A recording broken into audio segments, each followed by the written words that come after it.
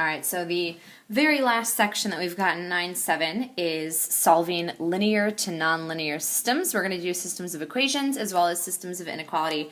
So we're going to split it up into two sections. So the first video is just about systems of equations. So basically equal signs versus inequality, just graphs, no shading. Shading would mean inequalities. So we've got a handful of different options here. The first category that we're looking at is a linear, which is just a line. Only lines are linear. And then nonlinear would be parabolas, hyperbolas, ellipses, circles, all of the other things that we looked at. Basically anything that's not a line is nonlinear.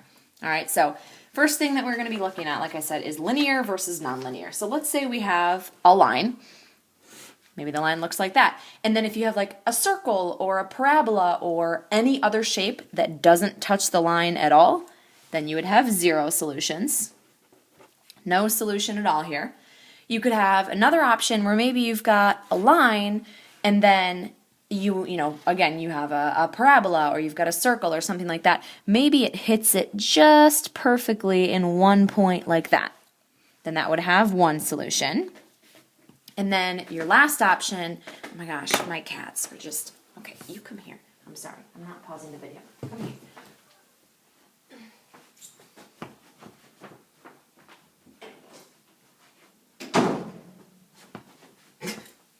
They were curling all up underneath the video. It's fine. Last option here is, again, say you've got a line and then whatever your shape is, it goes through on multiple occasions. So, you know, maybe you have an ellipse that looks like that. Then they intersect right here and right here. So you could have 2 solutions. So you could have 0 or 1 or 2 solutions, depending on the scenario, where it hits it, if it doesn't hit it at all. So those are the options that we're dealing with here. All right, so that's the first type that we're going to look at. And when we're solving systems of equations, we have 2 methods that we've dealt with before in the past in this class and in Algebra 1. We've got the substitution method and we also have the elimination method. So I'm going to walk you guys through and kind of show you some different situations where one might be better than the other. For the most part, when we are doing one linear and one nonlinear, substitution is typically going to be the way to go. So for anything like this, try substitution.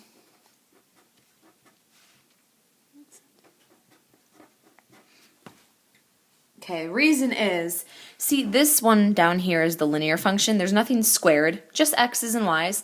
And here, if you have anything squared, that automatically makes it nonlinear. We're not going to get anything to cancel very easily, so we're going to do a substitution here. We could do elimination, but most of the time substitution is going to be better. So one thing I want to point out, see how this one has a 3y and this one has a 3y? Normally when you're doing substitution, you want to get the x or y completely by itself. Here, you can just get the 3y by itself and sub it in. So in this bottom one right here, I'm going to get the 3y by itself. And I'm going to do that by adding 10x and subtracting 38 from both sides. And so this becomes 3y equals positive 10x minus 38. So all I did is I rewrote that second equation, solving it for 3y.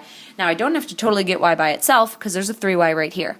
So I'm just going to sub this in for this, and I'll rewrite my first equation.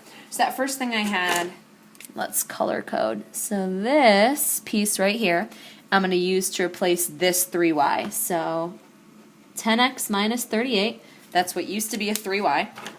And then finish the rest of it off. Plus x squared minus 4x minus 17 equals 0. So what I'm going to do on that left-hand side is I'm going to combine like terms, simplify as much as I can. So I have just the 1x squared. I have a 10x and a negative 4x. That is a positive 6x. And then I have a negative 38 and a negative 17.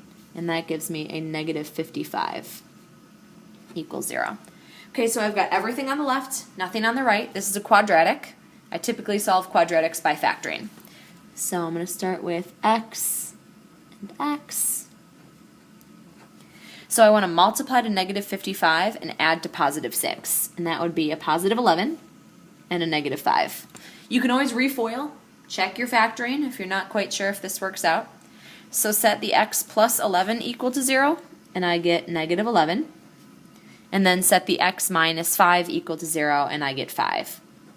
So we know so far that they intersect each other twice. We've got that going. We only have half of an ordered pair here. We need an xy ordered pair because we want to know exactly where they intersect. So what we're going to do is we're going to plug these x values back in here. Okay, so start with this one.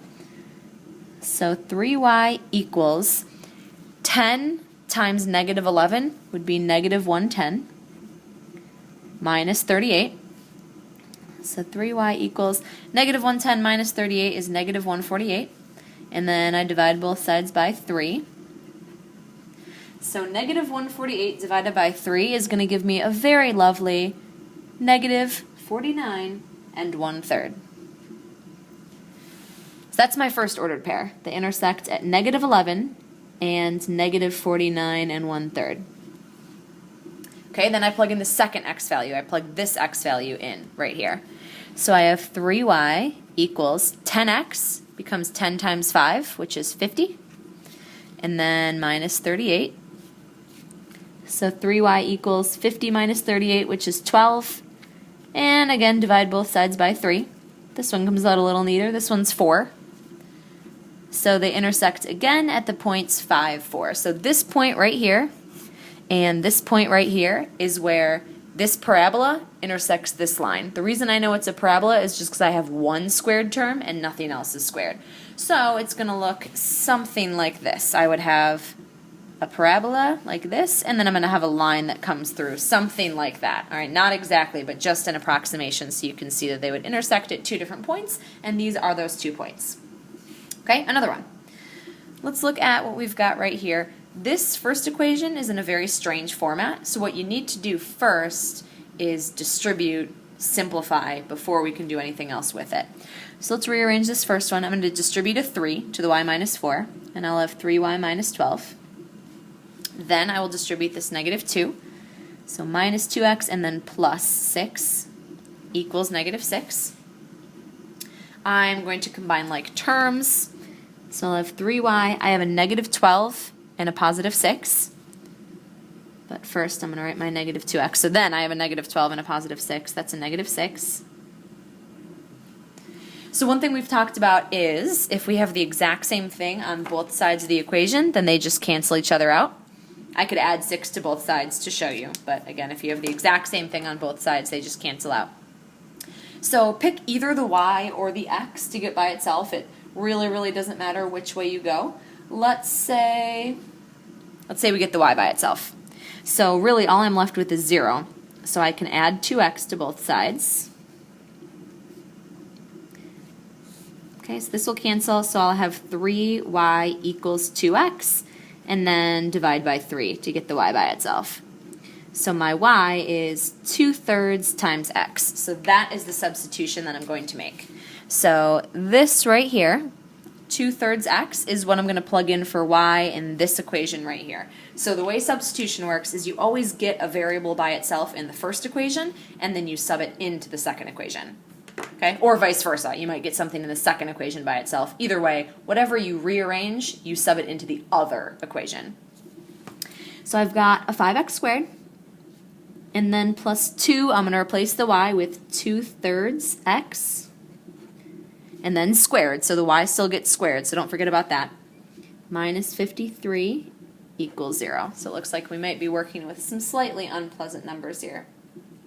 So let's simplify up. So 5x squared plus 2 times, so now I'm taking this whole thing and I'm squaring it. So when I square 2/3, I get 4/9, and then x squared. Minus 53 equals 0. So let's combine some stuff up here. So 5x squared, can't do anything with that yet. When I multiply these two together, it's like 2 over 1. So I get 8 over 9 x squared minus 53 equals 0. Next, I'm going to do a couple things. First of all, these terms right here are both x squareds, so I can combine like terms. But this guy needs a common denominator. So instead of 5, I want to give it a denominator of 9. So I'm going to multiply this by 9 over 9, which gives me 45 over 9. So now I can combine up like terms. So 45 over 9 plus 8 over 9 and I will be able to get the x by itself. So I have 45 plus 8 is 53. So I have 53/9 x squared. The other thing I'm going to do, combining a couple steps here, is I'm going to get this 53 over to the other side. Oops, equals 53. Okay, that is an equal sign right here, I'm sorry. So I'm trying to get the x squared by itself, so to get rid of this fraction, I'm going to multiply by its reciprocal, times 9 over 53. Thank goodness for that. So these will totally cancel. I'll have an x squared by itself. And then these 53s will cancel, and I'll have a 9. So be very, very careful in this step. Once you take the square root, remember you do plus or minus. So I have positive or negative 3, either way. So that's half of my ordered pair, but most of the hard part is done at this point. I'm going to take the 3 and I'm going to plug it in to either equation. This is a super, super easy equation to go into. So y equals 2/3 first times positive 3, and then 2/3 times negative 3. So here, these 3's will cancel, and I get y equals 2. So my first ordered pair was positive 3, positive 2. Here when I plug in negative 3, the 3's cancel, but don't forget there's still a negative left behind. So y equals negative 2. So my next ordered pair is an x value of negative 3 and a y value of negative 2. So that is the second ordered pair. So this was another example where they did intersect in two different places. Okay? So the next thing we're going to be looking at, we're kind of stepping up our game a little bit. We're not just doing lines. We're doing any conic sections. So parabolas, circles, ellipses, hyperbolas, even lines if you want to. I think we see an absolute value in some point here. We want to see how they intersect each other. So we have anywhere from 0 to 4 solutions.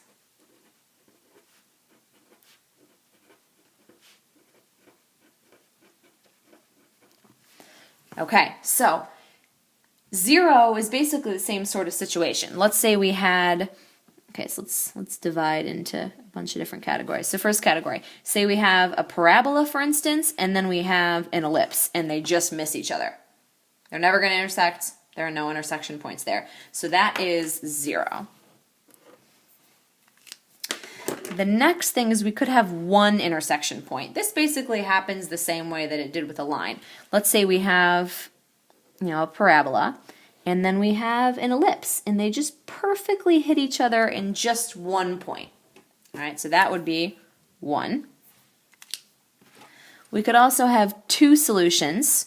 Let's say we have maybe we have a hyperbola and we have a parabola. Okay, so that would intersect at two different places right there. So that's your option for 2. We could also have 3. 3 is a little bit weird. It might look something like this. Let's say we have a circle, and then we have a parabola, and the parabola crosses through here, perfectly has its vertex right there on the circle, and then crosses again. So we do have 1, 2, 3 places. So that's one way to have 3. Now I'm just giving you guys one example. There are many, many different ways. And then 4 might be something like a circle and an ellipse. And they would intersect in 4 different places. Again, many, many different ways that we could intersect at 0, 1, 2, 3, or 4. I'm just giving you one example just to see what's possible. Okay? For this next section, when we are dealing with two different conic sections, no lines, elimination is probably your best bet. So just a note on this section, I would probably try elimination. So this one, for instance, if you're looking at part A, both of those equations have an x squared. So it's very, very easy to get the x squared to cancel out. All you have to do is make one of them negative. So what I'm going to do is I will multiply this entire lower equation by a -1 and then rewrite everything. So we have a negative x squared minus 3y equals a -10. So everything there became negative. I'm just going to line this one right back up on top. Didn't make any changes there though. Okay, so now the elimination method, remember I just add the two columns together as I go. So x squared minus x squared, those cancel out, which is exactly what I was trying to do. In this middle column, be super, super, super careful. Y squared and y are not like terms, so literally all I can do is write them next to each other like that. I can't combine them up, so I'm just going to write y squared minus 3y. And then 8 and negative 10 leaves me with negative 2. So at this point, we've got just y's, no x's.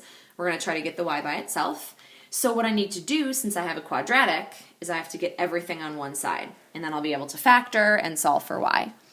So y squared minus 3y. I'm going to add this 2 over to the other side. So plus 2 equals 0. So since it's a quadratic, like I said, I'm going to solve by factoring. So y and y. Okay, we want to know what multiplies to positive 2 and adds to negative 3. That would be a negative 2 and a negative 1. So just like anytime I'm factoring, I take each one and set it equal to 0. So when I take y minus 2 and set it equal to 0, I get 2 as my first y value. And then when I take y minus 1 and set it equal to 0, I get 1 as my second y value. So now I plug the 2 in and the 1 in. Let's go into this first equation right here. So x squared, which I don't know yet, plus y squared, 2 squared is 4, equals 8, and then I just go and I solve for x. So I have x squared equals 4. So when I square root both sides, I end up with x equals either plus or minus 2. So when I plugged in y equals 2, I got either positive or negative 2. So I already knew my y value. I could either have a positive 2 or my x value could be a negative 2. So far I've got 2 options. Next, let's plug in the y equals 1. So then I have x squared plus y squared. 1 squared is still 1, equals 8. And same 2 steps, subtract 1 from both sides. I get 7, and then square root both sides. So square root of 7 doesn't come out evenly, so all I do is I write plus or minus 7. So now I have 2 options for my x value, and they both have a y value of 1. So I have positive root 7 and then 1, or I could have negative root 7 and then 1. So 2 more options. That is a total of 4. So just so you know, this guy right here, that's a circle, and this guy right here is a parabola. So they intersect each other in 4 different points, which is very similar to this, except picture the parabola going up a little higher. Then it would have 4 total points. All right, one more example where we can try elimination. We've got x squareds that we could multiply to cancel, and then the y squareds here. So the y squareds are probably easiest. If I multiply this bottom equation by 4, then this would be a positive 4y squared, this would be a negative 4y squared. So let's, first of all, we're not changing the first equation, so I'm just going to line it up just the way it is. Then I'm going to multiply this one by 4. So I have an 8x squared minus 4y squared equals negative 4. So same first step we had on the previous page. These guys will cancel. When I add up my x squareds, they are like terms, so I can combine them. I get 11x squared equals 48 minus 4 is 44. Trying to solve for x first, so first I'm going to divide both sides by 11. The 11's cancel, I have just an x squared, and then 44 divided by 11 is 4. Last step, I'm going to square root both sides. Do not forget, when you square root, you should have plus or minus 2. So I have 2 different x values that I can plug in. And you can plug them into either equation you want. You could plug them into this equation, you could plug them into this original, or this changed equation, whatever you want. So let's go into the second original equation right here, just because the y is by itself. So first I'm going to plug in positive 2. So 2 times 2 squared would be 2 times 4, and that's 8, minus y squared equals negative 1. So then I solve for y. So subtract 8. So I have a negative y squared equals negative 9. Divide both sides by negative 1, and I get y squared equals 9. Square root both sides, and I get plus or minus 3. So if I plug in a positive 2, I either get positive 3, or I could get negative 3. So we have 2 answers so far. Now let's plug in the negative 2. So right here, if I plug in negative 2, I have 2 times negative 2 squared, which is still 8. So this turns into the exact same equation. Notice this equation here is exactly the same as this equation here, so I know I'm going to end up with the same answers because it's the same equation. So if I plug in a -2, I could get 3 or -3. Okay, so 4 answers there. So this is an ellipse, and this is a hyperbola. So basically you've got an ellipse right here, and then a hyperbola that comes through and looks like that. So you have 4 intersection points total. 1, 2, 3, 4. Okay, so we're going to cut there for the equations, and in the next video we'll do the inequalities.